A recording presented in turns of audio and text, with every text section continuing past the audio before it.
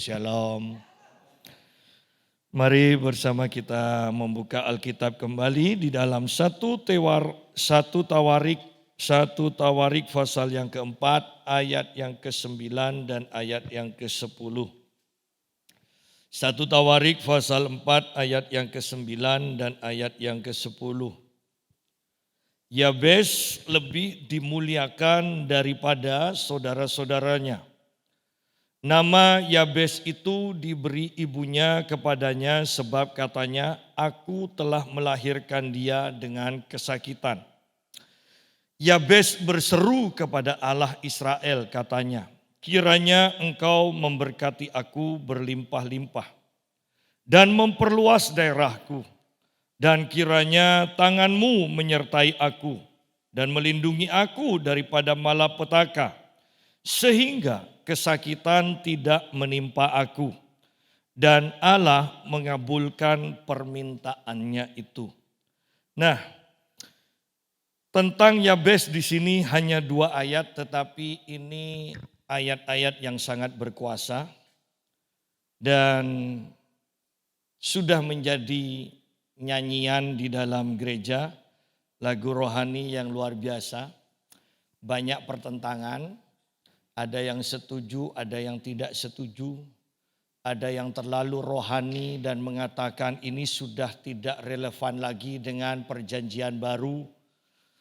Ada yang mengatakan ini terlalu kedagingan, ya, hanya minta hal-hal yang jasmani.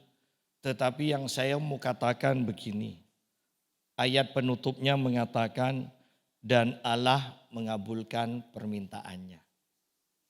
Sebenarnya pertentangan demi pertentangan, bukankah bisa kita simpulkan kebenarannya dengan ayat ini? Allah mengabulkan permintaannya. Kalau Allah sendiri yang berhubungan langsung dengan doa Yabes mengabulkan, siapa kita yang mau mengatakan ini terlalu kedagingan lah, ini tidak relevan lah, dan sebagainya dan sebagainya. Ya. Nah, mari kita pelajari. Saya percaya bahwa doa-doa Yabes ini sebenarnya bukanlah doa yang bersifat kedagingan, tetapi ini kebutuhan kita semua kok. Kalau mau jujur, selama kita hidup, doa Yabes ini adalah kebutuhan kita semua. Ya. Yang kita mau sok rohani pun tetap yang kita butuhkan, yang kita inginkan, walaupun mungkin kita bersifat munafik dan kita tidak mendoakannya. Tetapi saya percaya inilah keinginan kita. Di dalam dasar kedalaman hati kita, saya percaya ini adalah kerinduan kita semua. Ya. Nah, mari kita lihat Yabes di sini lebih dimuliakan daripada saudara-saudaranya. Tetapi kalau kita perhatikan ayat selanjutnya, kita melihat bahwa sebenarnya ayat yang paling atas itu adalah hasil akhir. Ya.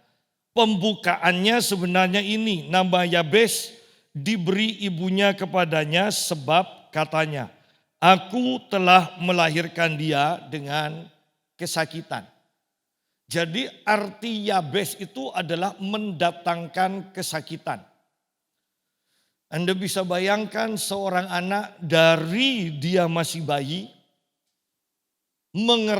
baru mengerti ya tentang bahasa yang didengar adalah ini yang mendatangkan kesakitan sudah datang. Yang mendatangkan kesakitan ini datang. Anda bisa bayangkan sehingga semua kalimat yang didengar tentang mendatangkan kesakitan itu membentuk kepribadiannya.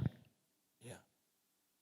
Dalam keadaan seperti itu, dalam pertumbuhan yang seperti itu, Yabes bisa saja, dan saya percaya dia hidup dalam kepahitan. Bayangkan ibunya mengatakan mendatangkan kesakitan. Bayangkan saudara-saudaranya mengatakan ini dia yang mendatangkan kesakitan. Bahkan ada arti lain dari Yabes yaitu kekeringan. Berarti ini berbicara tentang kemelaratan, kesukaran. Ini nama Yabes. Ini yang didengar. Ini yang membentuk pola pikirnya. Sehingga di mana ada Yabes, tentunya suasana di sana itu tidak menyenangkan. Ya. Karena ada yang mendatangkan kesakitan. Ya. Tetapi kalau kita perhatikan ayat selanjutnya, saya bersyukur. Di sini dikatakan Yabes berseru kepada Allah. Di zaman modern sekarang ini, banyak orang yang ketika mereka menyadari atau mereka menyadari anak mereka itu minder, ada kelainan sikap atau kelainan pola pikir, ya. Mereka selalu kemudian bagi yang mampu, mereka selalu datang kepada ahli psikologi, kejiwaan. Kemudian dibentuklah, diajar untuk bertingkah laku yang baru dan sebagainya dan sebagainya. Tetapi ingat bahwa mau diperbarui pola pikir kita atau enggak, manusia lama tetaplah manusia lama. Ya. Bagi kita orang Kristen bahwa manusia lama penyelesaiannya hanya bisa disalibkan. Ya. Manusia lama hanya bisa diselesaikan dengan disalibkan, kemudian kita mengenakan manusia baru. Ya. Kathryn Kuhlman mengatakan bahwa dia sudah puluhan ribu kali mengalami kematian. Ya. Masalah dosa selesai. Tetapi manusia lama ini harus dibawa ke salib setiap hari. Oleh karena itu, kalau kita perhatikan di dalam Alkitab, seringkali kita membaca, berdiam dirilah di hadapan Tuhan.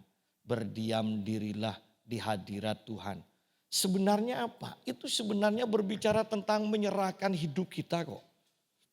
Ya, sebenarnya itu. Ya. Nah, kembali kepada pembahasan kita. Bahwa di sini kita bersyukur bahwa Yabes mengambil jalan yang tepat. Ketika dia selalu disalahkan, ketika suasana menjadi tidak benar karena kehadirannya, ketika dia sendiri sudah tidak mempunyai keyakinan akan dirinya sendiri, Yabes berseru kepada Tuhan. Yabes berseru kepada Tuhan. Bahkan di sini dikatakan dengan jelas, Yabes berseru kepada Allah Israel. Karena pada waktu itu kan dikenal banyak Allah. Banyak Allah. Ya.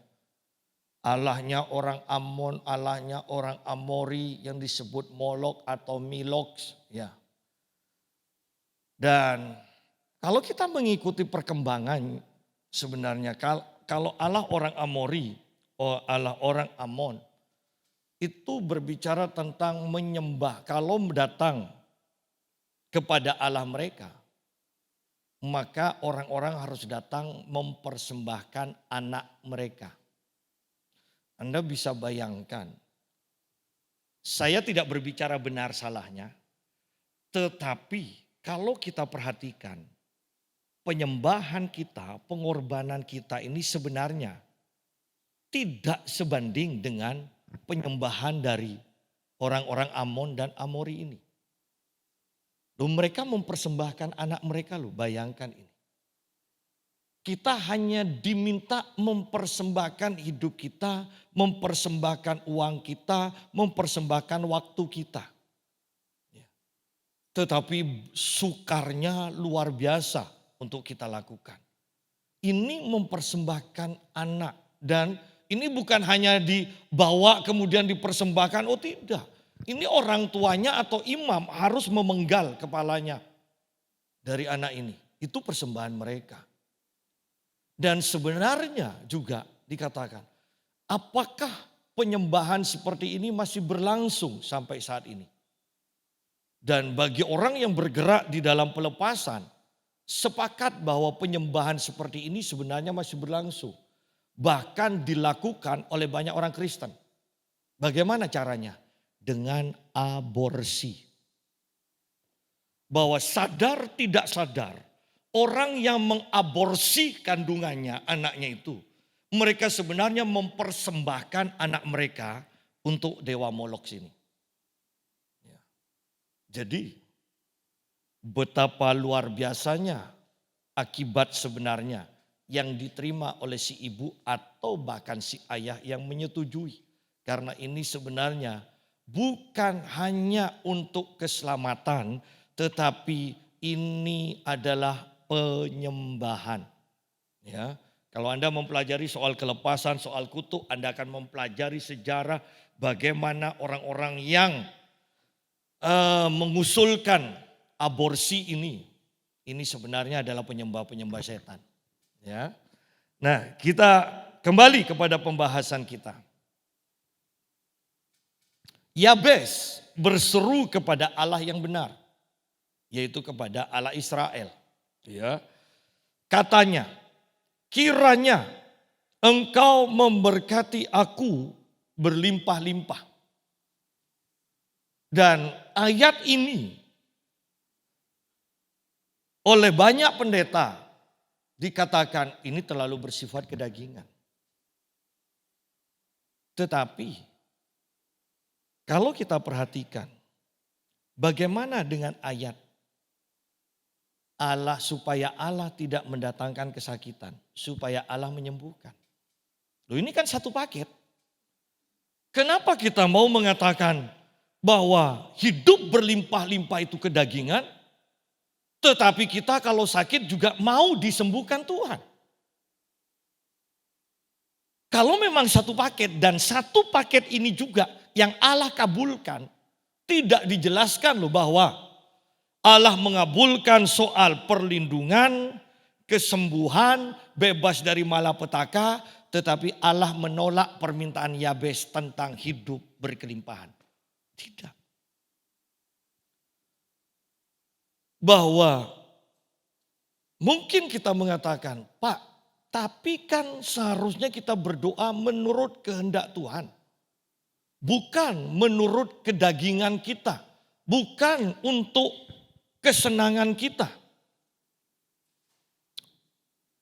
Ayo kita lihat ayat-ayat yang lain tentang kelimpahan. Dikatakan Yesus berkata, aku datang untuk memberikan hidup dan hidup yang berkelimpahan. Berarti doa Yabes sesuai atau tidak? Sesuai. Ada rencana Tuhan. Bahkan rencana Tuhan dari semula. Sebelum Adam dan Hawa diciptakan, bukankah seluruh kebutuhan Adam dan Hawa Tuhan sudah sediakan? Paulus mengatakan, Allahku akan memenuhi segala kebutuhanmu menurut kekayaannya dan kemuliaannya di dalam Kristus. Kalau kekayaan Allah itu diserahkan, dicukupkan, dilimpahkan pada kita, itu berbicara kelimpahan atau pas-pasan? Ini kekayaan Allah. Ya. Jadi kita lihat di sini bahwa banyak orang yang terlalu rohani padahal kedagingan. Yang tidak konsekuen dengan apa yang dinyatakan. Kesembuhan mau, perlindungan Tuhan mau, tapi kelimpahan kok dikatakan kedagingan. Ya. Padahal ini satu paket. Ya. Kiranya engkau memberkati aku berlimpah-limpah. Matius 18 ayat 18 mengatakan bahwa apa yang engkau ikat di bumi itu akan terikat di surga. Apa yang engkau lepaskan di bumi itu akan terikat di surga. Apakah doa kita itu akan mengubah keputusan Allah? Tidak. Doa kita itu membuat keputusan Allah, rencana Allah itu terjadi. Sidang jemaat, ingat bahwa ketika kita berdoa, oleh karena itu doa kita itu tidak boleh berdasarkan kemampuan kita sendiri. Oleh karena itu dikatakan berdiam dirilah di hadapan Tuhan. Ketika kita berdiam diri, tunggu waktu berdiam diri, maka pikiran-pikiran Tuhan akan memenuhi pikiran kita. Dan pada waktu itulah kita berdoa. Sehingga rencana Tuhan ini akan terjadi. Rencana Tuhan akan tertunda. Bukan tidak terjadi, akan tertunda ketika tidak ada orang yang berdoa. Sampai ada orang yang berdoa supaya rencana Allah ini terjadi, baru rencana itu akan dikerjakan oleh Tuhan. Jadi ingat, doa bukanlah mengubah keputusan Allah. Doa membuat keputusan rencana Allah terjadi. Rencana Allah atas hidup kita apa? Berkelimpahan. Jelas itu. Buktinya bahkan bangsa Israel saja dibawa oleh Tuhan, dipimpin untuk masuk tanah perjanjian. Apa yang dikatakan? Tanah yang penuh dengan susu dan madu. Tanah yang berkelimpahan. Mungkin kita terlalu rohani dan mengatakan itu kedagingan, itu perjanjian lama. Ketika Yesus mencukupi 5.000 orang yang kelaparan, ada kelebihan yang begitu banyaknya. 12 bakul dikatakan. Bukankah itu bisa buka toko kan? Toko roti. Kalau 12 bakul. Lah ini sisanya loh, bukan yang untuk dimakan. Ini sisanya. Kalau mau lihat rencana Allah yang sebenarnya, Anda bisa lihat kehidupan Yesus, apa yang diajarkan, apa yang dilakukan oleh Yesus, itulah rencana Allah sebenarnya dalam hidup kita. Yesus tidak akan mengizinkan kita kekurangan. Yesus menyediakan kelimpahan. Bahkan Paulus mengatakan bahwa semuanya, segala berkat itu sudah disediakan Allah di alam roh, dikatakan di dalam kitab Efesus. Rasul Yohanes yang terkenal sebagai rasul kasih, dia mengatakan, aku berdoa supaya engkau makmur seperti jiwamu makmur adanya. Makmur itu berbicara kelimpahan. Jadi kita lihat bahwa ini loh rencana Allah. Bagaimana dengan Abraham hidup dalam kelimpahan, Ishak hidup dalam kelimpahan, Yakub hidup dalam kelimpahan, Daud hidup dalam kelimpahan, Salomo hidup dalam kelimpahan. Bahkan Tuhan katakan, ingat ya, di bait Allah jangan sampai tidak ada makanan di dalam baitku. Loh, ini semua adalah rencana Tuhan. Kalau kita ini sebagai tubuh ini adalah bait Allah dan Tuhan katakan, ingat jangan sampai tidak ada makanan di dalam baitku. Bukankah termasuk dalam kehidupan kita juga? Lalu apa yang salah dengan doa Yabes ini? Sehingga dengan pengajaran yang mengatakan ini terlalu bersifat kedagingan. Itu membuat banyak umat Tuhan kemudian tidak berani meminta kelimpahan. Sangat menakutkan. Rencana Tuhan adalah kelimpahan. Sederhana. Anda boleh baca dari awal sampai akhir. Ya. Alkitab dibuka dengan penciptaan Allah menyediakan yang dibutuhkan. Alkitab ditutup dengan pesta pernikahan anak domba. Bukankah itu berbicara kelimpahan? Jangan biarkan hati nurani kita ternodai oleh ajaran-ajaran yang tidak benar. Rasul Yohanes dalam suratannya mengatakan, kalau kamu berdoa sesuai dengan kehendak Allah, jangan, ini bahasa saya sendiri, jangan biarkan hati nuranimu menuduh engkau. Bahkan seandainya hati nuranimu menuduhmu, dikatakan Allah lebih besar dari hati nuranimu. Bahwa engkau tidak boleh hanya berpatokan dengan hati nuranimu. Karena itu bisa tercemar dengan berbagai macam pengajaran. Tetapi engkau harus melihat rencana Allah yang jauh lebih besar dari hati nuranimu itu. Bahwa kalau Allah menginginkan kita kelimpahan, saya mau katakan, berdoalah dengan berani, minta kelimpahan. Dan Anda akan mendapati Allah mengabulkan. Sudah jemaah. Tidak ada yang salah dengan doa minta kelimpahan. Tidak ada yang salah kalau kita berdoa supaya kita tidak kekurangan. Tidak ada yang salah. Allah mengabulkan permintaan Yabes. Ketika kita berdoa untuk minta kelimpahan juga, saya percaya Tuhan akan mengabulkannya. Bagaimana kita bisa menyokong pekerjaan Tuhan kalau kita tidak hidup dalam kelimpahan? Bahkan bisa-bisa kalau kita kekurangan terus, kita disokong oleh penganut-penganut agama lain. Bukankah itu kemudian terbalik dengan rencana Tuhan? Rencana Tuhan ketika ada kegelapan dan kekelaman. Rencana Tuhan kita yang menjadi terang. Oleh karena itu kita harus hidup dalam kelimpahan. Kalau belum, berdoalah supaya Tuhan memberikan kelimpahan. Kiranya engkau memberkati aku berlimpah-limpah. Kan seharusnya memberkati tetanggaku, memberkati orang lain Pak, supaya tidak egois. Anda kalau naik pesawat, kan ada pemberitahuan kan? Kalau sampai oksigen itu keluar, ya berarti itu dalam bahaya. Kekurangan oksigen pesawat itu. Yang diberitahukan kan? Jangan memakaikan alat bantu oksigen ini kepada anak Anda, bayi Anda terlebih dahulu. Yang harus dilakukan pakai terlebih dahulu ibu atau bapak, kemudian baru anaknya dipakaikan. Bagaimana kita menjadi berkat kalau kita tidak diberkati berlimpah-limpah terlebih dahulu? Ya.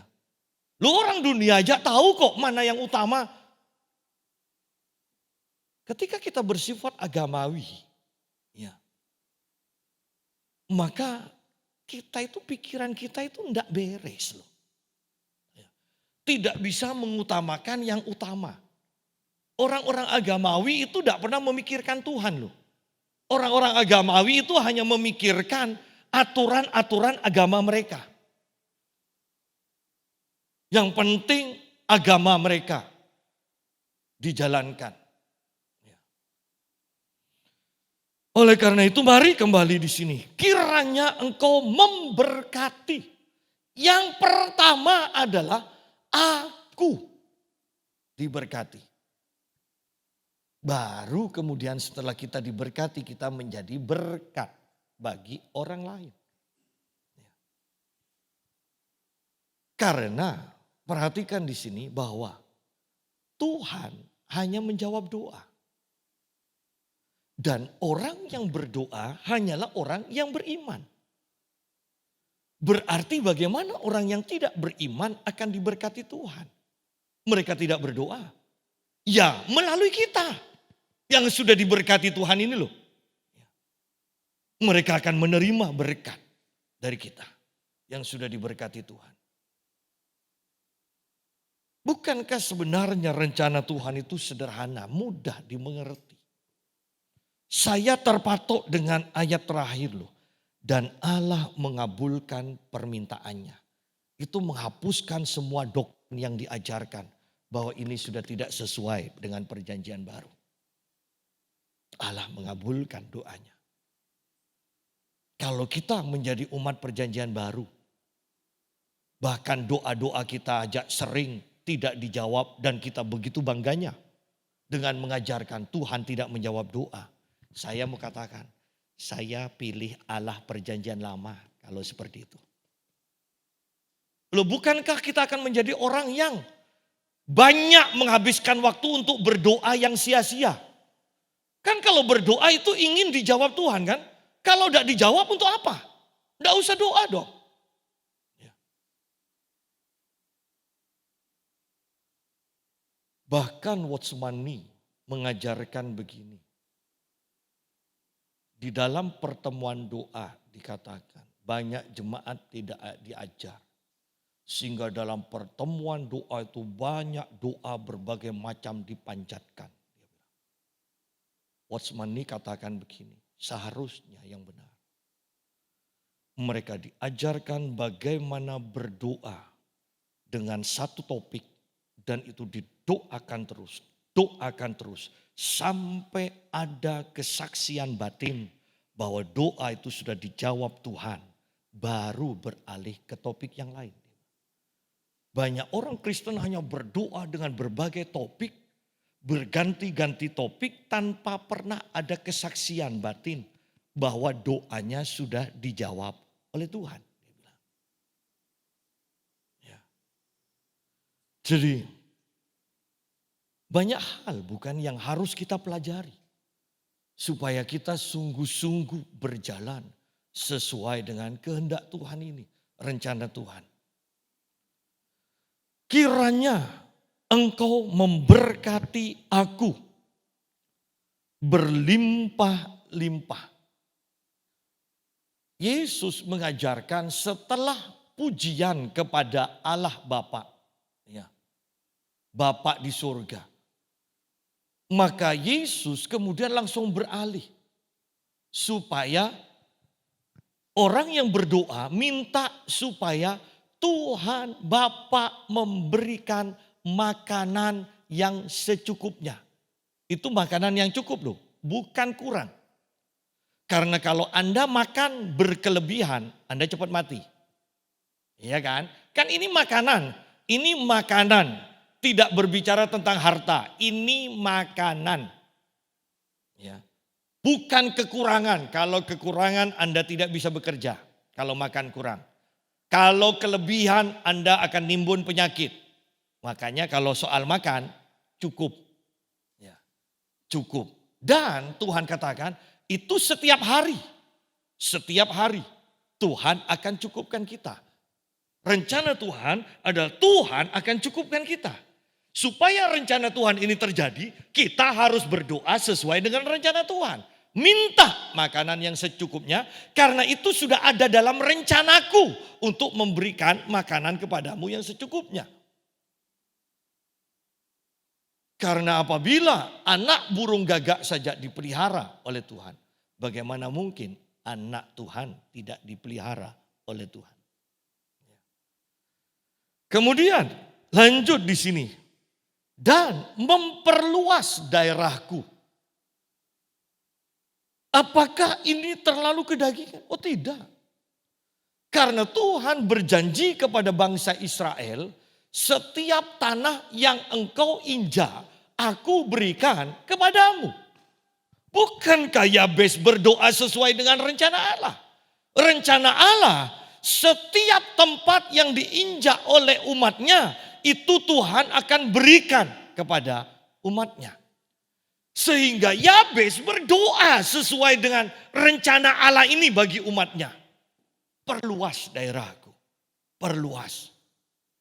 Sama kok sampai saat ini pun saya percaya, ingat rencana Tuhan. Jadikan semua bangsa muridku.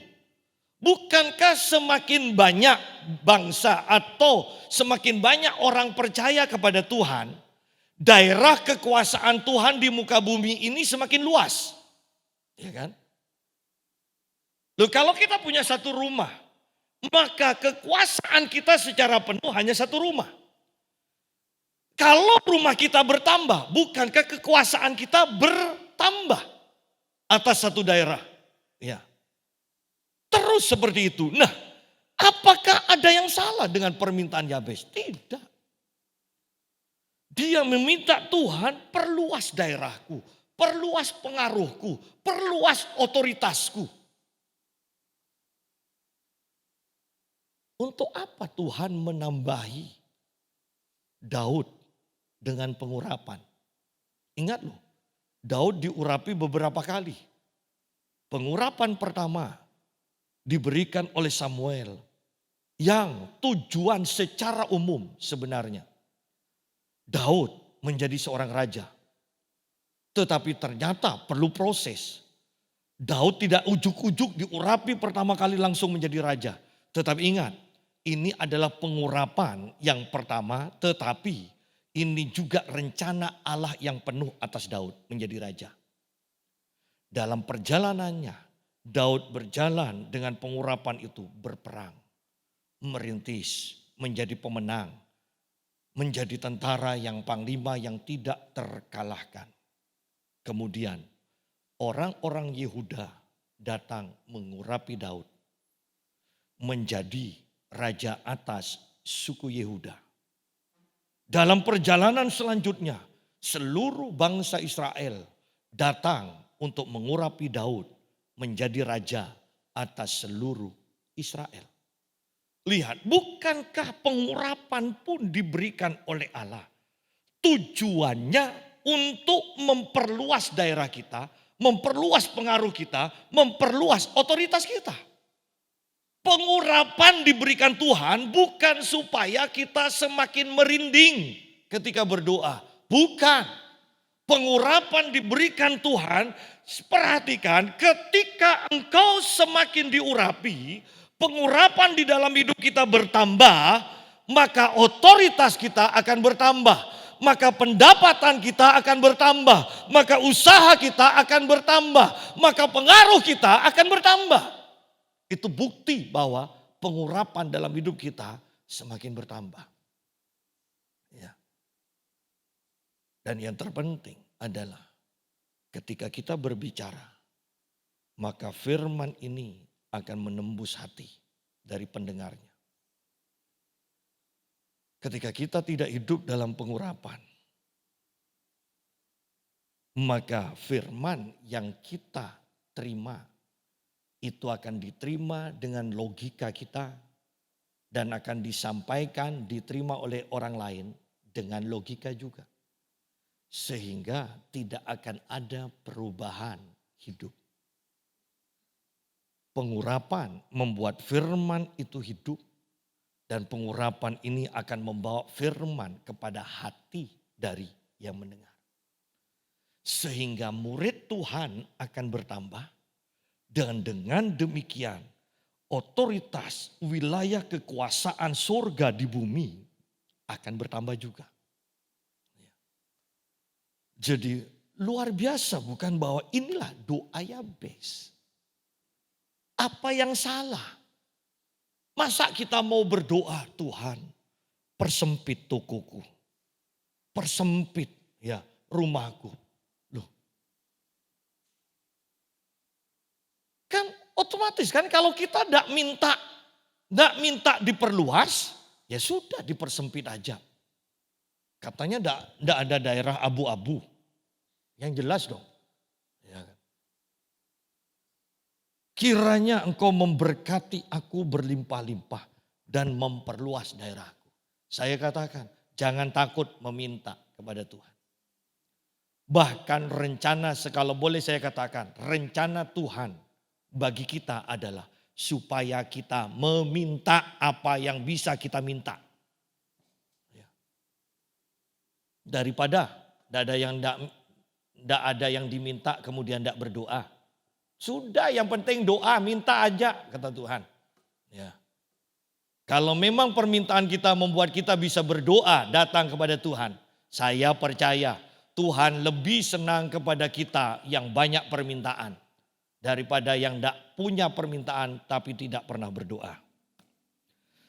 Kiranya engkau memberkati aku berlimpah-limpah dan memperluas daerahku. Dan kiranya tanganmu menyertai aku. Bukankah ini permintaan yang rohani? Sangat rohani. Tuhan menyertai kita. Bukankah nama Yesus adalah Immanuel, Allah yang beserta kita? Bukankah Tuhan berfirman kepada bangsa umat Israel di bawah kepemimpinan Musa, bahwa aku akan berjalan bersama dengan umatku. Loh, apa yang salah dengan permintaannya? Kiranya tanganmu, ya, kiranya engkau menyertai aku, gitu loh. Apa yang salah? Oleh karena itu kalau kita mendengar pengajaran, baiklah kita bersikap seperti jemaat di Berea yang setelah mendengar pengajaran, mereka sendiri pelajari firman Tuhan, selidiki sesuai apa enggak dengan firman Tuhan, sesuai apa tidak dengan Alkitab. Ya. Jangan hanya ditelan mentah-mentah. Zaman sekarang banyak pengajaran yang tidak sesuai dengan firman Tuhan. Zaman sekarang banyak pengajaran yang hanya berdasarkan penglihatan-penglihatan. Yang saya mau katakan begini, hati-hati di akhir zaman. Saya katakan pada istri saya, heran ya orang. Ujuk-ujuk tidak tahu asal usulnya, tidak tahu kerohaniannya, kemudian buat YouTube, ya, kemudian dikatakan lihat Tuhan Yesus berpesan, Tuhan Yesus berpesan. Ya. Tuhan, bahkan orang yang berkarunia nubuat, tidak akan pernah bernubuat sampai kedatangan Yesus ini yang akan terjadi, Yesus datang pada dirinya, ini yang Tuhan akan kerjakan pada satu negara, tidak. Itu hanya diberikan kepada nabi. Untuk menjadi nabi. Ya, untuk menjadi nabi. Dari karunia nubuat, Anda harus setia, terus mempelajari, terus bergerak. 15 tahun kemudian mungkin Anda akan diakui sebagai nabi. Bukan tanpa pelayanan, tahu-tahu Tuhan datang dan berpesan, sampaikan pada umatku. Perhatikan di sini, bukankah ini sudah menyalahi otoritas? Lihat di sini. Loh, belum pernah, atau saya mau katakan, loh ibadah aja tidak jelas. Kok bisa mau Tuhan percayakan dia, kemudian para pemimpin suruh mentaati dia? Loh, ini kan Tuhan melanggar aturan yang dibuatnya sendiri tentang otoritas. Pernah saya sampaikan bahwa ketika saya melayani di Jember, saya mendoakan Bapak Ibu yang sakit dan sakit kanker, kemudian orang tuanya katakan, ketika saya mendoakan anaknya, saya berkata, karunia mimpi, kau harus setia dengan karunia mimpimu. Dan bapaknya katakan, Pak, anak saya ini sering dibawa ke surga oleh Tuhan. Ketemu dengan Paulus, ketemu dengan Musa. Wah, hebat, saya katakan. Ya kan enggak boleh saya mengatakan langsung, alah itu dari setan. Saya katakan hebat. Kemudian waktu saya melayani kaum remaja muda di sana, anak ini datang. Setelah saya menyampaikan khotbah, saya katakan, ayo nikmati ya hadirat Tuhan, ini ada pengurapan. Dan tiba-tiba anak ini jatuh sambil pegang kakinya, sakit, panas, sakit. Dan ketika saya doakan, dia mencekik juga lehernya. Ada roh kematian yang menyerang dia. Bahkan pembantu dari pastori itu sampai setelah ibadah mengatakan, siapa itu? Teriak kucing kerasnya. Dan akhirnya anak itu dilepaskan. Lu Anda bayangkan, orang yang dikuasai oleh roh kematian mengatakan bahwa sering dibawa ke surga. Lalu yang memberikan penglihatan mimpi itu siapa? Lihat di sini. Dan banyak umat Tuhan sekarang sukanya pada yang ini loh. Saya tidak mengingkari bahwa itu ada dan terjadi dan akan semakin banyak ke depannya. Tetapi Anda harus lihat apakah orang yang menyampaikan itu bisa dipercaya. Baik dalam ibadah, dalam kedudukan otoritas rohani, dalam gaya hidupnya. Anda harus tahu semua. Baru Anda menetapkan, aku mau percaya atau aku tidak percaya.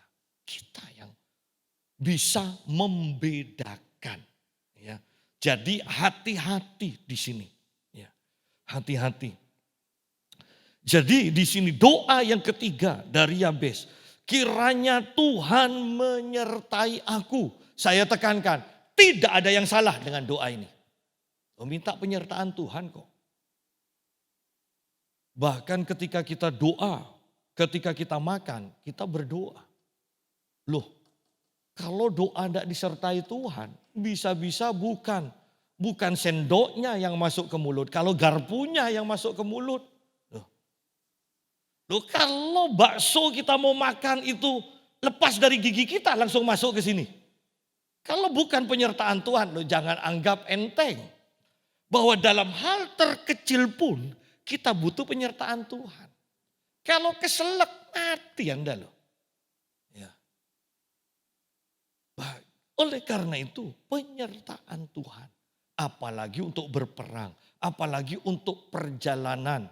Mungkin mau ke Jakarta, ke Singapura. Orang secara otomatis mau yang beragama atau tidak, yang mau ateis atau tidak. Kalau pesawat tiba-tiba turun misalnya 1.000 aja ya, 1.000 kaki, surut gitu. Kalau tidak semua doa itu semua langsung jadi orang rohani di sana. Bahkan yang ateis pun itu akan minta ampun kepada Tuhan.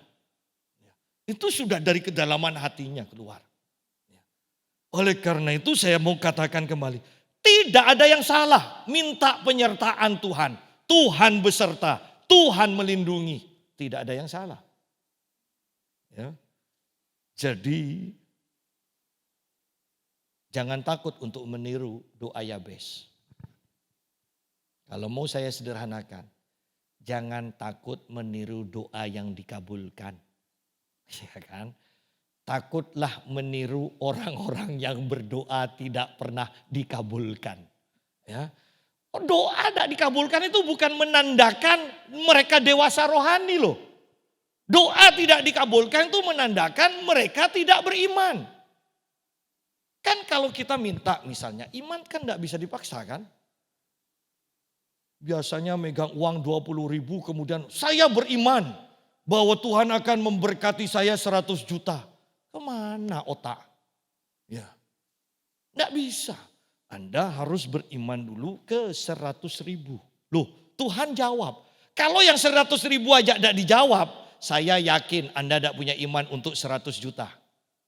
Setelah 100.000 dijawab, iman Anda akan meningkat. Anda akan berani minta yang 1 juta.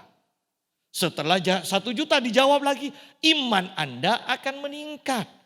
Anda akan minta mungkin 10 juta. Kalau sudah yang 100.000 tidak dijawab, berarti iman Anda yang kecil langsung mati.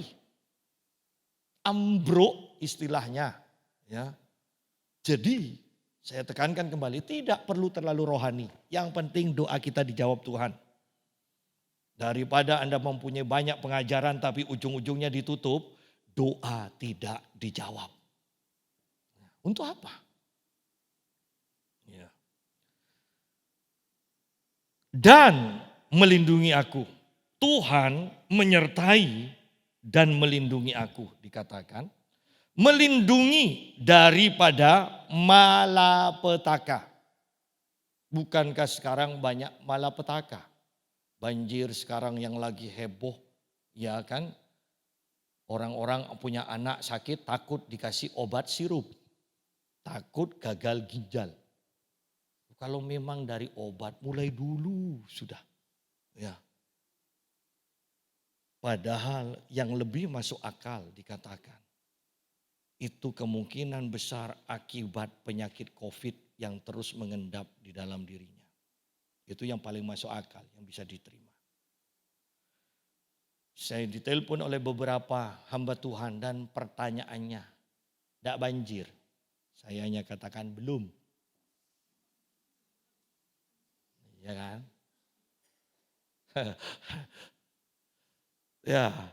Ya di mana-mana sudah banjir, ya belum. Siapa tahu nanti banjirnya waktu Yesus datang kan? Ya. Tetapi ya perhatikan di sini bahwa bencana, malapetaka bisa terjadi di mana-mana. Pembukaan hujan aja di mana-mana sudah banjir. Iya kan? Kemudian penyakit gagal ginjal. Loh kalau ini nanti ada tsunami. Kalau bintang-bintang berjatuhan. Kalau bukan karena perlindungan Tuhan dari malapetaka ini. Tidak ada loh orang yang bisa menolong kita. Dari banjir aja. Banjir bandang. Tidak ada orang yang bisa menolong kita. Hanya Tuhan yang bisa menolong. Jadi saya kembali mau katakan. Tidak ada yang salah dengan doa ini. Tidak ada yang salah. Sebentar lagi akan dimunculkan, akan dirilis film Passion of Christ kedua. Dan itu berbicara tentang kedatangan Yesus. Bagaimana bencana-bencana yang luar biasa itu di film itu. Dan itu sangat luar biasa. Ya. Passion of Christ itu sudah begitu hebohnya yang pertama. Ini yang kedua. Juga kedatangan Yesus yang kedua. Saya lihat selintas ekstranya, wow luar biasa. Ini kalau sampai pesannya bisa tersampaikan, akan banyak orang yang bertobat. Ya, akan banyak orang yang bertobat. Tetapi kalau mau jujur memang ke depannya akan lebih banyak bencana. Bukankah semuanya baik hamba Tuhan, baik nabi, baik ahli ekonomi sepakat tahun 2023 resesi akan terjadi. Sehingga dikatakan jangan bangga Anda punya banyak rumah. Lebih baik nyimpan uang dikatakan. Ya, dana yang bisa sewaktu-waktu cair karena di waktu resesi itu untuk jual rumah kalau butuh uang sukar dikatakan. Jadi hati-hati. Bapak Jokowi sudah mengatakan ada 66 negara yang minta bantuan bertemu dengan IMF dan minta bantuan jalan keluar soal perekonomian. Jadi sudah, ini bukan yang sudah loh ya, yang akan mengalami resesi sudah 66 negara. Jadi Anda bisa bayangkan.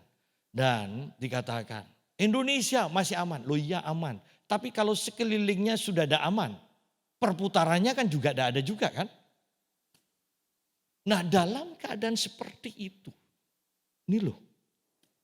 Hanya ketika kita sudah terlatih berdoa dan dijawab. Pada waktu itu kita berdoa juga kepada Tuhan dan Tuhan akan jawab. Ini waktunya mengandalkan Tuhan. Bahkan bukan hanya seperti itu, saya membaca buku yang sangat bagus. Dia katakan begini, banyak orang Kristen bahkan terjebak dengan perbandingan. Dengan perbandingan perbuatan. Aku lebih baik daripada orang itu. Hari ini aku sudah melakukan hal yang lebih baik daripada kemarin, dikatakan.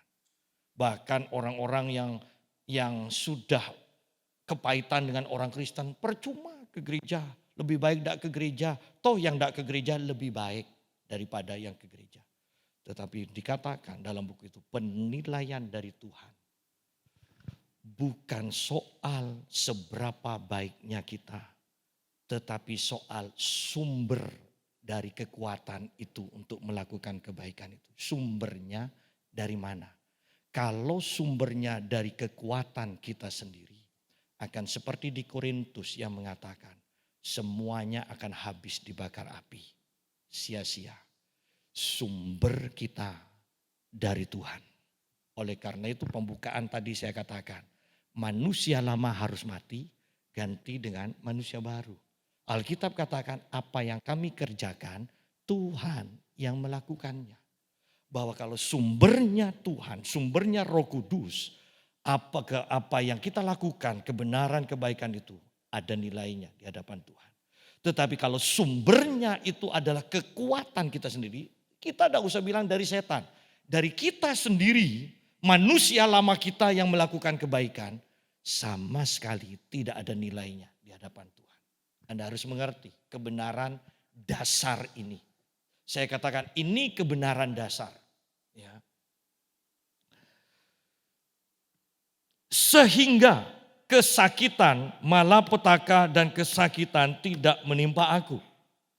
Berarti di sini Yabes meminta supaya tubuhnya tetap sehat.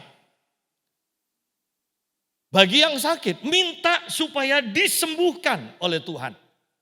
Saya mau katakan kembali, ini adalah rencana Tuhan. Sehingga ketika kita berdoa untuk meminta kesembuhan, saya mau katakan itu sudah ada dalam rencana Tuhan. Jangan katakan kembali bahwa Tuhan merencanakan kita sakit. Rencana Tuhan adalah menyembuhkan yang sakit. Rencana Tuhan memberikan kesehatan ilahi. Buktinya, lihat pada Yesus. Pernahkah orang sakit ada di hadapan Yesus dan tetap sakit? Yesus berdiam diri. Tidak kan? Setiap Yesus bertemu dengan orang sakit, apapun itu, Yesus pasti sembuhkan. Berarti inilah rencana Allah atas hidup kita. Bahwa rencana sudah ditetapkan. Bahwa si A akan disembuhkan. Si A akan sehat. Ini rencana Allah. Dan Tuhan hanya menunggu si A untuk berdoa supaya Tuhan menyembuhkan dia.